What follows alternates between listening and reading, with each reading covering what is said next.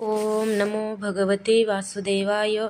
तर आपण पाहत आहोत श्रीमद भगवत महापुराण आणि त्यातील आपला प्रथम स्कंद चालू आहे आणि प्रथम स्कंदातील अध्याय 9 चालू आहे. 9व्या अध्यायामध्ये आपण युधिष्ठिर आदींचे भीष्मांच्या जवळ जाणे आणि भगवान श्रीकृष्णांची स्तुती करीत भीष्मांचा प्राणत्याग पाहणार आहोत. तर सूत म्हणाले, अशा रीतीने युद्धामुळे प्रजेला पीडा झाल्यामुळे राजा युधिष्ठिर भयभीत झाला होता. नंतर सर्व धर्मांचे ज्ञान प्राप्त करण्याच्या इच्छेने तो जेथे भीष्म पितामह शरयेवर पडले होते त्या कुरुक्षेत्रावर गेले.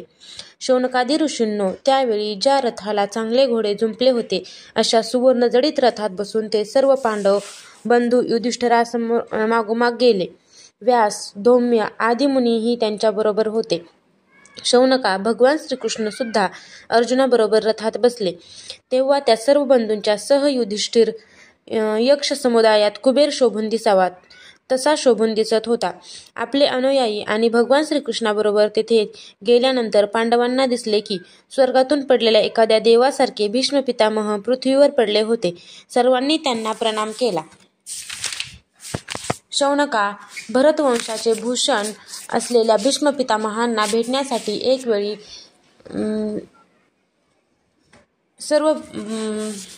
भेटण्यासाठी त्यावेळी सर्व ब्रह्मर्षी, देवर्षी आणि राजर्षी तेथे आले होते.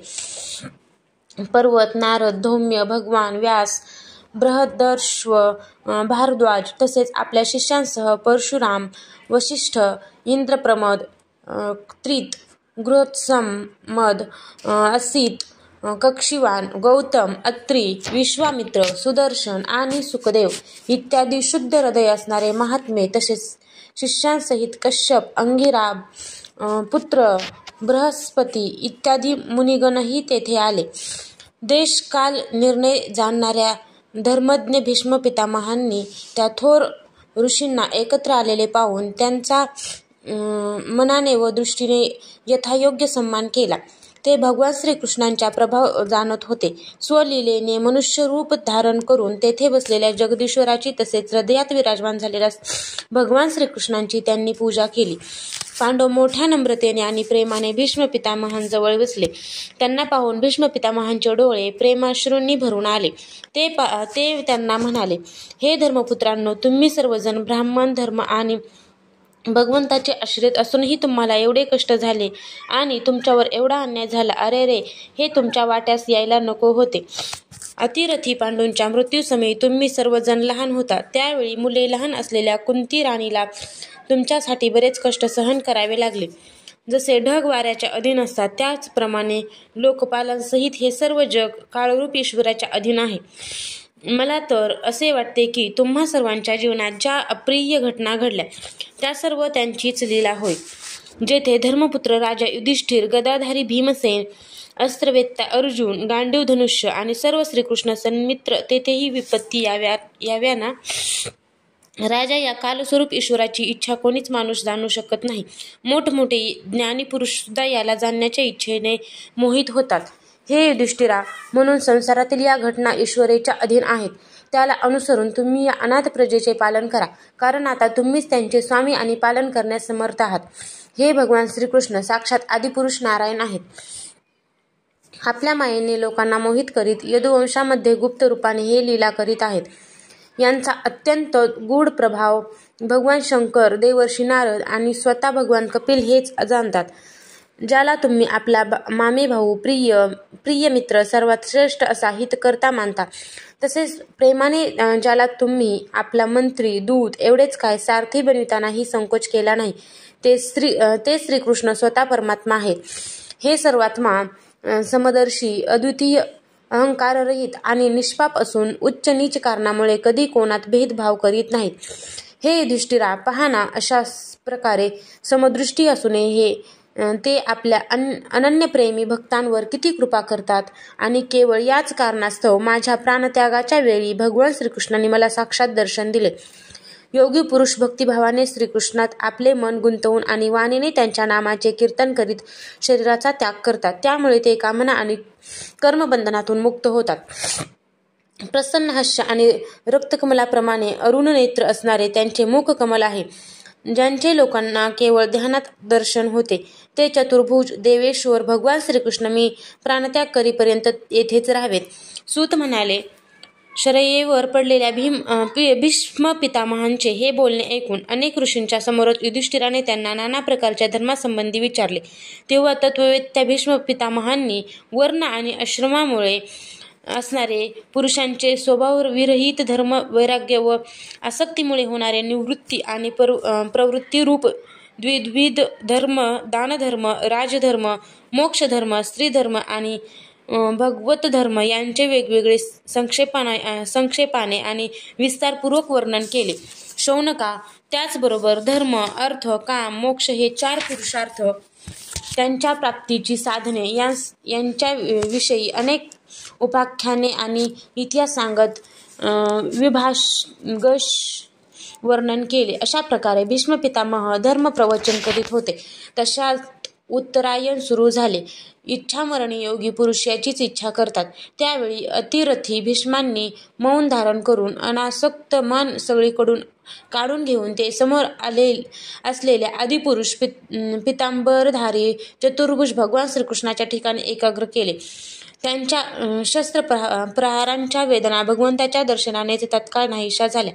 तसेच भगवन्मूर्तीवर शुद्ध धारणा केल्याने सर्व अशुभही नष्ट झाले. आता शरीर त्याग करण्याच्या वेळी त्यांनी आपल्या सर्व इंद्रियाच्या वृत्तींचा विलास रोखून मोठ्या प्रेमाने भगवंताच्या स्तुतीस सुरुवात केली. भीष्म म्हणाले, माझी अत्यंत शुद्ध आणि कामनाविरहित झालेली बुद्धी मी मृत्यूसमयी यदुवंश शिरोमणी अनंत भगवान श्रीकृष्णाच्या चरणी समर्पित करतो. ज्या प्रकृतीच्या द्वारा ही सृष्टी परंपरा चालू आहे, त्या प्रकृतीचा हे सदा सर्वदा आपल्या आनंदमय स्वरूपात स्थिर राहूनही कधी लीला करण्याच्या हेतूने स्वीकार करतात. ज्यांचे शरीर त्रिभुवनात सुंदर तसेच तमाल वृक्षाप्रमाणे सावळ्या वर्णाचे आहे, ज्यावर सूर्यकिरणांसमान श्रेष्ठ पितांबर झळकत आहे, ज्यांच्या कमलमुखावर कुरळे केस भुरभुर उडत आहेत, त्या अर्जुन सखा श्रीकृष्णावर माझे निष्काम प्रेम असो. युद्धाच्या वेळी ज्यांच्या चेहऱ्यावर भुरभुर उडणारे कुरळे केस घोड्यांच्या टापांच्या धुळीने माखले होते आणि धर्मबिंदू त्यावर शोभत होते, मी माझ्या तीक्ष्ण बाणांनी त्यांच्या अंगावर प्रहार करीत होतो. त्या सुंदर कवचधारी भगवान श्रीकृष्णाच्या ठिकाणी माझे मन रममान होवो. आपला मित्र अर्जुन यांच्या म्हणण्याप्रमाणे ज्यांनी ताबडतोब पांडव सेना आणि कौरव सेनेच्या मध्ये आपला रथ आणला आणि तेथे थांबून ज्यांनी आपल्या केवळ दृष्टीने शत्रुपक्षाच्या सैनिकांचे आयुष्य हिरकावून घेतले, त्या पार्थ सखा भगवान श्रीकृष्णावर माझे परमप्रेम निर्माण होवो. अर्जुनाने जेव्हा लांबूनच कौरवांच्या सैन्यातील प्रमुख अशा आम्हाला पाहिले, तेव्हा स्वजनांचा वध हे पाप समजून तो युद्धापासून परावृत्त झाला. त्यावेळी ज्यांनी गीतेच्या रूपाने आत्मविद्येचा उपदेश करून त्याच्या अज्ञानाचा नाश केला, त्या परमपुरुष श्रीकृष्णांच्या चरणावर माझी प्रीती जडो. श्रीकृष्णांना हातात शस्त्र घ्यावयास लावीन अशी मी प्रतिज्ञा केली होती. ती सत्य आणि श्रेष्ठ ठरविण्यासाठी त्यांनी आपली शस्त्र ग्रहण न करण्याची प्रतिज्ञा मोडून रथातून खाली उडी मारली आणि सिंह जसा हत्तीला मारण्यासाठी त्याच्यावर तुटून पडतो, त्याप्रमाणे रथाचे चाक घेऊन माझ्याकडे झेप घेतली. त्यावेळी ते इतक्या वेगाने पळत आले की त्यांच्या खांद्यावरील उपरणे खाली पडले आणि पृथ्वी थरथर कापू लागली. आततायी अशात मी तीक्ष्ण बाण मारून त्यांच्या शरीरावरील कवच तोडून टाकल्यामुळे त्यांचे शरीर रक्तबंबाळ होऊ लागले होते. अशा स्थितीत ते मोठ्या वेगाने मला मारण्यासाठी माझ्याकडे येत होते. असे भगवान श्रीकृष्णच माझे एकमात्र आश्रय असोत.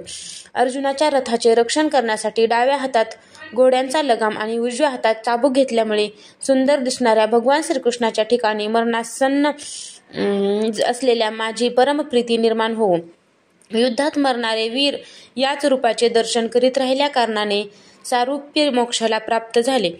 ज्यांची हावभावयुक्त सुंदर चाल आणि क्रीडा, मधुर हास्य, प्रेमपूर्ण दृष्टी यामुळे अत्यंत सन्मानित झालेल्या गोपी रासलेले जेव्हा ते श्रीकृष्ण अंतर्धान पावले, तेव्हा प्रमोदाने धुंद होऊन ज्यांच्या लीलांचे अनुकरण करून तन्मय होऊन गेल्या, त्या भगवान श्रीकृष्णावर माझे परमप्रेम राहो. युधिष्ठिराच्या राजसूय यज्ञाच्या वेळी मुनी आणि मोठमोठे राजे लोक उपस्थित असलेल्या सभेत ज्या दर्शनीय भगवान श्रीकृष्णाची अग्रपूजा झाली होती, ते सर्वांचे आत्मा असलेले प्रभू माझ्यासमोर उभे आहेत. जसा एकच सूर्य अनेकांच्या नेत्रांना अनेक रूपांमध्ये दिसतो, तसेच स्वतः निर्माण केलेल्या अनेक प्राण्यांच्या हृदयात ते अनेक रूपांनी भासतात. वास्तविक ते एकच आहे. त्या भगवान श्रीकृष्णांना मी भेदभ्रमाने रहित होऊन प्राप्त झालो आहे.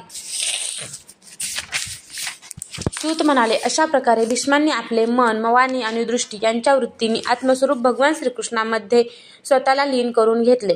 त्यांचे प्राण तेथेच विलीन झाले व ते शांत झाले.